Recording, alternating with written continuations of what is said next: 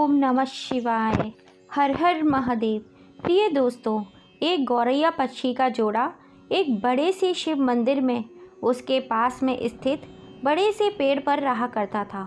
जब भी उस शिव मंदिर में पूजा पाठ आरती होती, तब तक वह दोनों चिड़िया मंदिर में आ जाते और शिव जी की आराधना करने लगते और घंटों घंटों बैठे बैठे महादेव की भक्ति में लीन रहा करते थे। इतनी भक्ति करते, निराधार भक्ति करते कि उन्हें अपने तन मन का और अगल बगल के बातों का भी होश हवास नहीं रहता था। उन दोनों पक्षियों का रोज का यही नियम था।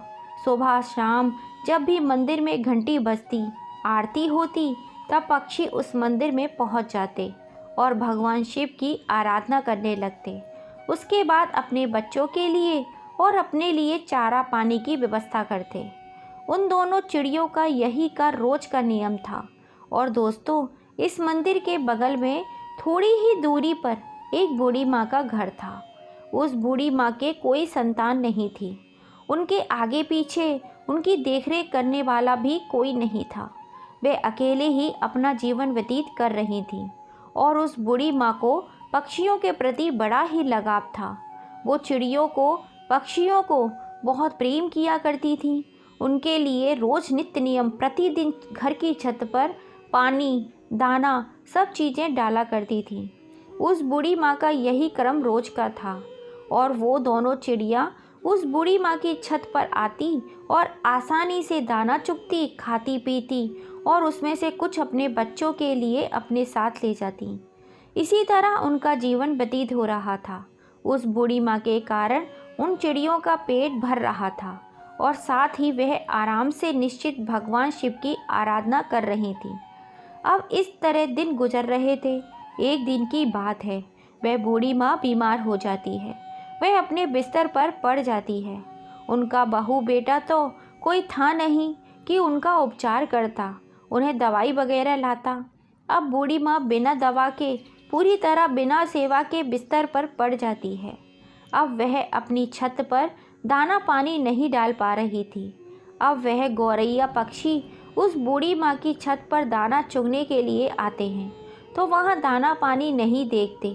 तो वो सोचते हैं, बूढ़ी माँ कहाँ चली गई, दाना पानी क्यों नहीं डाल रही है। इसी तरह 2 दिन बीते, 3 दिन बीते। धीरे धीरे बूढ़ी माँ कमज़ोर होने लगी। एक दिन उसकी मौत हो जाती है। जब वह पक्षी देखते हैं कि बूढ़ी माँ का कोई पता नहीं चल रहा है और छत पर दाने भी नहीं डाले जा रहे, तो वे घबरा जाते हैं और बहुत ही परेशान होते हैं और उस बूढ़ी माँ को पूरे गांव के आसपास ढूंढने लगते हैं, खोजने लगते हैं। तो उसमें से जो मादा गौरैया थी, वह अपने पति से कहती है, स्वामी, बूढ़ी माँ का कोई पता नहीं चल रहा है। बूढ़ी माँ कहाँ चली गई? वह हमें दाना पानी दिया करती थी और अन्य पक्षियों का देख रेख भी किया करती थी। वे कहाँ गई होगी? हमने इतना उन्हें ढूंढा, लेकिन वे कहीं नहीं मिली। अब हम क्या करें? उस गौरैया का पति कहता है, प्रिय, हमने हर जगह बूढ़ी माँ की तलाश की, लेकिन बूढ़ी माँ तो कहीं नहीं मिली। एक जगह हमने उन्हें नहीं देखा, उनके खुद के घर में। हमें उनके खुद के घर में जाकर देखना चाहिए, शायद वे बीमार तो नहीं। अब यह कहने के बाद वे गौरैया पक्षी बूढ़ी माँ के घर चले जाते हैं और जब अंदर जाकर देखते हैं तो बूढ़ी माँ अपने बिस्तर पर लेटी है।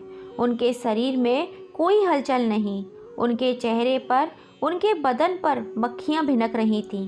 वे पक्षी अपने पंखों से फड़फड़ाहट से उन मक्खियों को हटाते हैं, बूढ़ी माँ को जगाने की कोशिश करते हैं, लेकिन उनके शरीर में कोई हलचल नहीं। अब गौरैया अपने पति से कहती है, प्रिय, बूढ़ी माँ अब इस दुनिया में नहीं रही, उनकी मृत्यु हो चुकी है। यह देखने के बाद दोनों पक्षी बहुत निराश और उदास हो जाते हैं। उन्हें बड़ा ही दुख होता है। अब उन्हें दाना पानी चुगने के लिए गांव में काफ़ी दूर दूर तक जाना पड़ता था। अब इसी तरह शाम हो जाती है। शाम को जब मंदिर का घंटा बजता है, आरती होने लगती है भगवान शिव, तब वह दोनों पक्षी उस मंदिर में पहुंचते हैं और एक पैर पर खड़े होकर भगवान शिव की निराधार भक्ति करने लगते हैं। उनका जाप करने लगते हैं। 1 घंटा बीतता है, 2 घंटा बीतता है। इसी तरह बहुत लंबा समय बीत जाता है। इसी तरह बिना खाए पिए लगातार महादेव भक्ति करते रहते हैं। ऐसा करते करते उन पक्षियों को 1 महीना बीत जाता है। उन पक्षियों ने महादेव की भक्ति करना नहीं छोड़ा, महादेव की भक्ति करते रहे। यह चीज़ देखकर महादेव भोलेनाथ बड़े ही प्रसन्न होते हैं और उन पक्षियों को दर्शन देते हैं और कहते हैं, हे गौरैया, तुम्हें क्या चाहिए? तुम जो मांगोगी मैं वो तुम्हें दूंगा। मैं तुम्हारी भक्ति से, इस अखंड भक्ति से बड़ा ही प्रसन्न हूँ। छोटी सी जान होते हुए तुमने अपनी औकात से बाहर, अपनी क्षमता से बाहर भक्ति की है, इसलिए मैं बहुत ज़्यादा प्रसन्न हूँ। तुम जो मांगोगी मैं तुम्हें दूंगा। तब गौरैया ने कहा, हे प्रभु, हमें कुछ नहीं चाहिए, हमें बस एक चीज़ चाहिए। आप हमारी उस बूढ़ी माँ को, उस पुण्य आत्मा को फिर से हमें लौटा दीजिए, उन्हें जीवित कर दीजिए, बस हमें यही चाहिए। भोलेनाथ ने कहा, हे पक्षियों, यह सृष्टि का नियम है, जो एक बार मर जाता है वह कैसे जीवित हो सकता है? मैं सृष्टि के इस कार्य में कैसे बाधा बन सकता हूँ? तुम और कुछ मांग लो। तब उस चिड़िया ने कहा, नहीं भोलेनाथ, हमें कुछ और नहीं चाहिए, हमें बस हमारी बूढ़ी माँ ही चाहिए और कुछ नहीं। आप हमें वापस कर दीजिए। तब भोलेनाथ ने कहा, पक्षियों, अब वह बूढ़ी माँ का शरीर गल चुका है, उसमें कीड़े निकलने लगे हैं, उनका शरीर छत बिछत हो गया है। मैं उन्हें कैसे जीवित कर सकता हूँ? उनका शरीर पूरी तरह से खराब हो चुका है, तो मैं उसमें प्राण कैसे डाल सकता हूँ? तब वह पक्षियों का जोड़ा छट करने लगा और कहते हैं, हे प्रभु, आपने हमें वचन दिया था कि जो मांगोगे मैं तुम्हें दूंगा, तो प्रभु आप अपने वचन से पीछे कैसे हट रहे हैं? हे भोलेनाथ, आप अपने वचनों से फिर नहीं सकते। तब महादेव भोलेनाथ बोले, पक्षियों, तुम्हारी आस्था के आगे मैं विवश हूँ। और अपने वचनों के चलते भोलेनाथ ने उस बूढ़ी माँ के शरीर में प्राण फूंक दिए। फिर इस प्रकार बूढ़ी माँ फिर से जीवित हो उठी। अपने सामने भगवान भोलेनाथ को साक्षात देखकर बूढ़ी माँ भाव विभोर हो जाती है। भोलेनाथ देखते ही बूढ़ी माँ की आंखों से आंसू धारा बहने लगती है। बूढ़ी माँ भोलेनाथ से कहती हैं, हे प्रभु, आपके दर्शन मात्र से ही मेरे जन्मों जन्मों के सारे पाप नष्ट हो चुके हैं। हे प्रभु, मैंने ऐसा क्या पुण्य किया था कि आपने मुझे दोबारा से जीवित कर दिया? तब भगवान शिव ने कहा, हे बूढ़ी माँ, तुम्हें मैंने तुम्हारे कारण नहीं जीवित किया, मैंने तो तुम्हें उन दोनों पक्षियों के लिए जीवित किया है। उन दोनों पक्षियों ने मेरी निराधार भक्ति की, दिन रात बिना अन्न पानी ग्रहण किए मेरी पूजन किया, एक पैर पर खड़े होकर मेरी आराधना की। इसी कारण मैंने उन्हें आशीर्वाद दिया।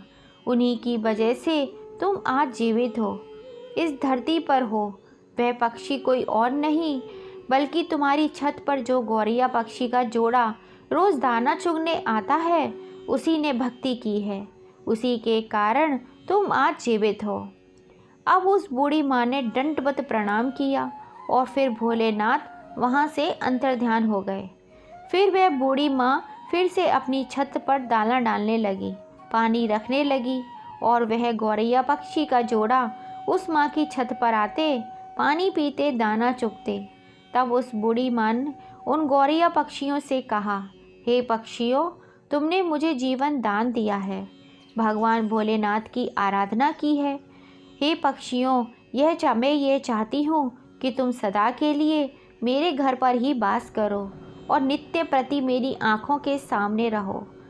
अब यह सुनने के बाद उस बूढ़ी माँ का प्रस्ताव वह दोनों पक्षी स्वीकार करते हैं और उस बूढ़ी माँ के घर आकर रहने लगते हैं। धीरे धीरे करके दिन बीतने लगते हैं और उस प्रकार बूढ़ी माँ की चर्चा उनके पूरे गांव में फैलने लगती है। दूर दूर गांव में भी यह चर्चा फैल चुकी थी कि एक बूढ़ी माँ मरकर भी कैसे जीवित हो गई। उसमें एक अजीब ही अलौकिक शक्ति आ गई है।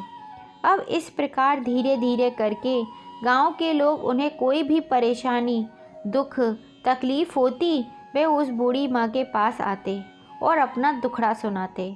वह उन गांव वालों की सहायता करने के लिए भगवान भोलेनाथ के नाम का पूजा पाठ किया करती थी। तब उन गांव वालों की दुख तकलीफ़ दूर हो जाया करती थी। यह सब देखते देखते धीरे धीरे करके लोग ठीक होने लगे। अब उस बूढ़ी माँ की ख्याति दूर दूर तक फैलने लगी। दूर दूर से लोग उस बूढ़ी माँ को देखने और अपना इलाज कराने, अपना दुखड़ा सुनाने के लिए आने लगे। अब इसी प्रकार चलते चलते काफ़ी समय बीत जाता है और वह बूढ़ी माँ जीवित उसी स्थान पर अपने उस घर पर समाधि ले लेती हैं।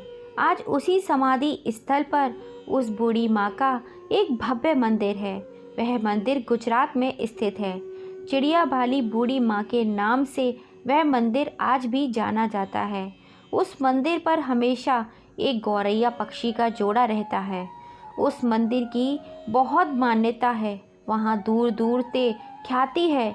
लोग कहते हैं किसी को भी कोई तकलीफ़ रहती है, कोई शारीरिक पीड़ा रहती है, कोई रोग रहता है, तो वह जानकर भक्ति भाव से पूजा पाठ करता है, उसकी दुख तकलीफ़ रोग दूर हो जाते हैं। दोस्तों, एक गौरैया पक्षी ने उस बूढ़ी माँ को कैसे अपनी अखंड भक्ति से जीवित कर दिया। भोलेनाथ की कृपा से वह बूढ़ी माँ जीवित हो गई। दोस्तों, इसीलिए कहा जाता है ईश्वर की सच्ची भक्ति, सच्ची श्रद्धा में इतनी ताकत होती है कि वह मरे हुए इंसान को भी वापस ला सकती है। तो फिर से प्रेम से बोलिए, बोले भगवान शिव शंकर भोलेनाथ की जय। हर हर महादेव। दोस्तों, ये ज्ञानवर्धक छोटी सी कहानी पसंद आई हो तो ज़्यादा से ज़्यादा शेयर कीजिएगा, लाइक कीजिएगा, सब्सक्राइब कीजिएगा। फिर मिलेंगे। जय श्री राम।